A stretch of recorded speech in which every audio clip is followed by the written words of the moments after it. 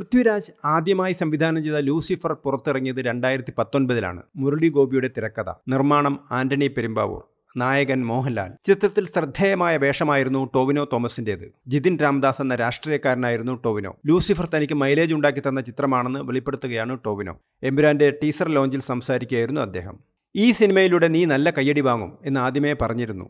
പറഞ്ഞതുപോലെ തന്നെ എനിക്ക് ലൂസിഫറിലും അതിനുശേഷം ഒരുപാട് വേദികളിലും കയ്യടി ലഭിച്ചു. ഈ സിനിമയിലെ എനിക്ക് മുണ്ടുടുക്കാനും അറിയാമെന്ന ഡയലോഗാണ് വീണ്ടും പറയാൻ ആളുകൾ ആവശ്യപ്പെടാറുള്ളത്.